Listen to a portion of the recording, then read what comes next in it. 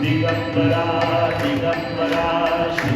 वल्लभ दिगंबरा दिगंबरा दिगंबरा श्रीपाद वल्लभ दिगंबरा सात जन्माची लाभली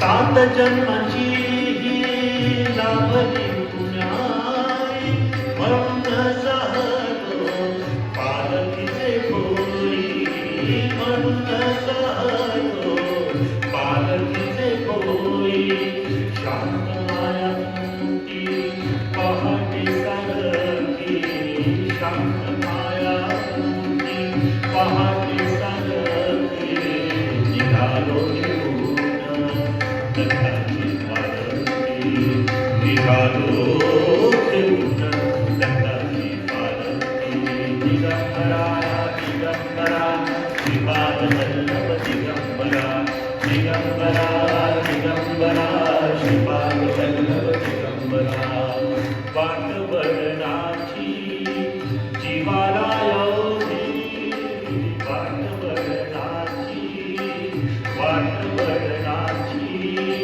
जीवाला योगी दिसते समोर नरसोबाची वाणी डोळ्यात गंगा जाहली पुलकी डोळ्यात गंगा जाहली पुलकी निघालो घेऊन दत्ताची पालखी निघालो घेऊन दत्ताची पालखी आम्ही भाग्यवान आनंद विधान आम्ही भाग्यवान आनंद विधान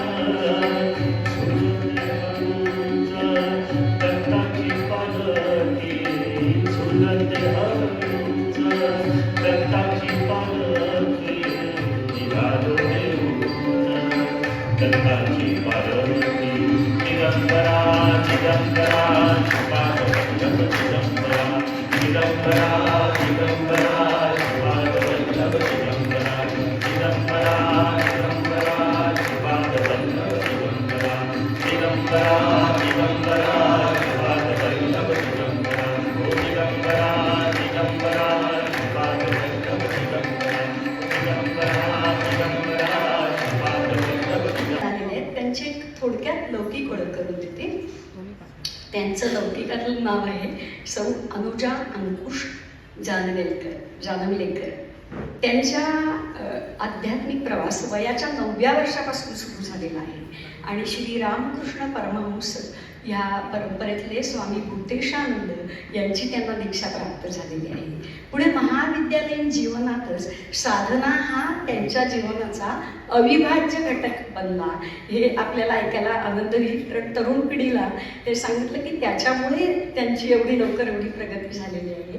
साधारण 2007च्या सुमारापासून आपला प्रपंच सांभाळतच श्री गुरुदेव ठाकूरजी त्यांच्या दैवी आदेशाचं पालन करण्यासाठी त्यांनी आपले सगळे लौकिक व्याप सांभाळले ते हळूहळू सावरायला सुरुवात केली. असं म्हणतात संसार आणि संन्यास या तांत्रिकदृष्ट्या भिन्न संज्ञात दिसतात, पण परमार्थदृष्ट्या एकाच अखंड जीवनाकडे पाहण्याच्या त्या दोन दृष्टी आहेत, त्या दोन जीवन पद्धती नाहीत. हे जे रामकृष्ण परमहंसांनी समजावून सांगितलंय, दासबोधामध्ये वर्णन केलंय, त्याचं सगळं ॲप्लिकेशन अनुकरण माऊलींच्या जीवनात आपल्याला गुरुमाईंच्या जीवनात दिसतं. कारण संसारात राहून संन्यस्त वृत्ती ठेवून करुणेने जगाला मदत कशी करता येईल दैवी आदेशाच्या आज्ञेमुळे, स्वतःच्या इच्छेने नव्हे, तेही त्यांनी दाखवलं. आणि संन्यास आश्रम स्वीकारल्यानंतर हा जो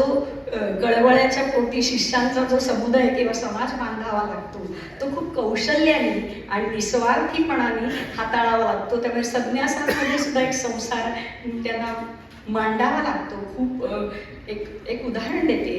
क्रियावतार बाबाजी, महावतार बाबाजी ते आनंदमयींचा आश्रम आहे. त्या आश्रमात आनंदमयीमांनी अनेकांना महावतार बाबाजींचं दर्शन घडवलं होतं. तर त्या 21 दिवस निराहारी राहायच्या, अशा त्या होत्या. पण मी जे म्हटलं संन्यास आणि संसार याची जी सांगड या सगळ्या सत्पुरुषांना घालावी लागते, त्याचं उदाहरण म्हणजे जेव्हा उत्सव असताना काकडी सोलत होती, तर ज्या निराहारी 21 डेज राहतात त्या तिथे गेल्या आणि एक काकडीचं साल काढलं आणि म्हणाले याला काकडी लागली, ती काढून घ्या.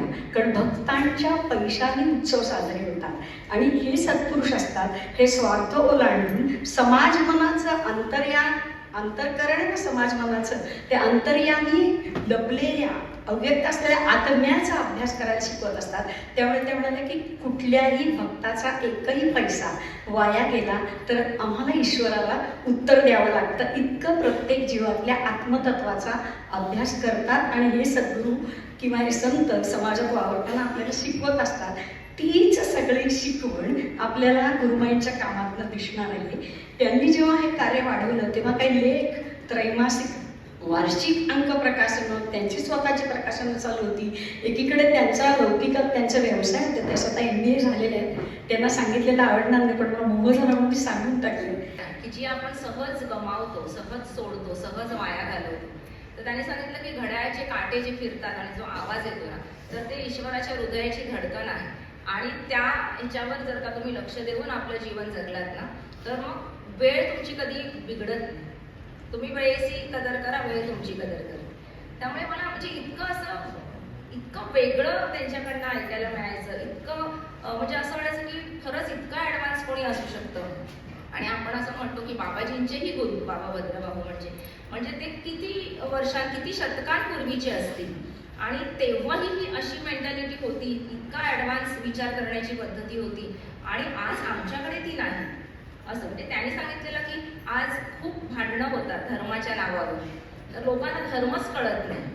त्यांनी अगदी सोप्या शब्दात सांगितलं की फक्त पोशाख आणि भाषा ह्याला लोकांनी धर्माचं नाव द्यायला सुरुवात केली. त्यामुळे पोशाख आणि भाषा हे कधीच धर्म होऊ शकत नाही.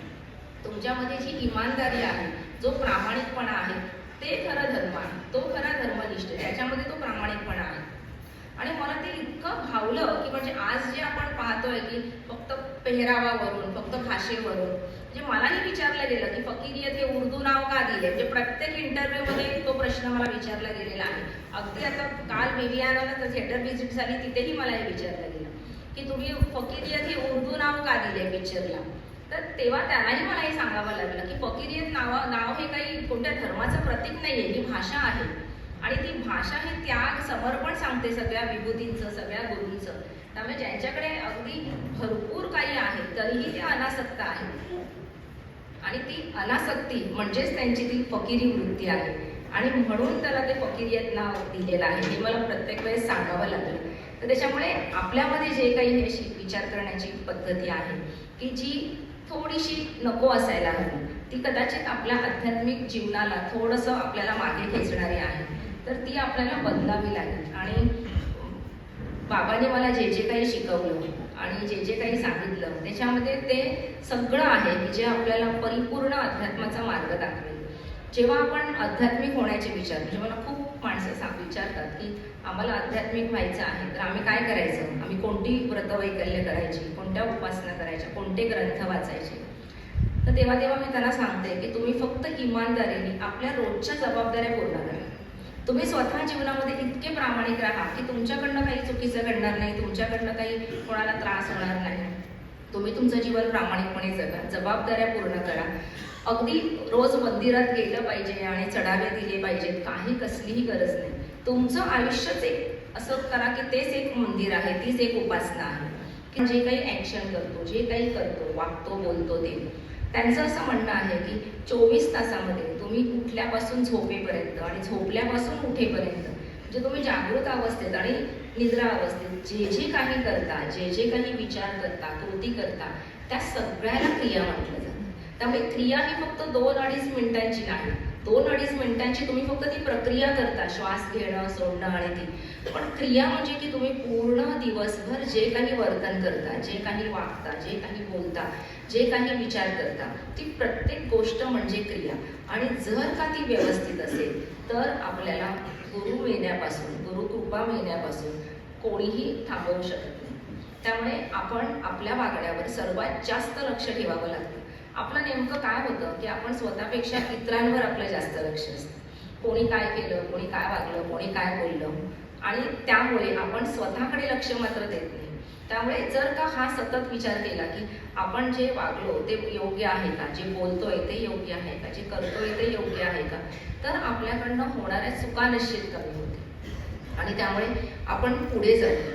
एकदा शंकर महाराजांच्या मी हा पॉडकास्टमध्ये सुद्धा हा विषय सांगितला होता की एकदा आमच्याच एका शिष्याने विचारलं होतं की तुमच्याच कल्याणासाठी ते तुमच्याकडनं करून घेत असतात आणि सेवा देणं म्हणजे आपल्याच कर्मांचा जाळ करणं. म्हणजे मी तर सांगेन की अगदी प्राण्यांसाठी, निसर्गासाठी, दीनदुःखी गरिबांसाठी, आजाऱ्यांसाठी आपण जे जे काही करतो ना, ती फार मोठी सेवा आहे. त्याच्यासमोर ईश्वराची भक्ती तुमची कमी झाली तरी हरकत नाही, कारण ईश्वराची रूपं ती सगळी आहे. आपण ज्यांना ज्यांना पाहतो ते सगळे ईश्वराचे रूप आहेत.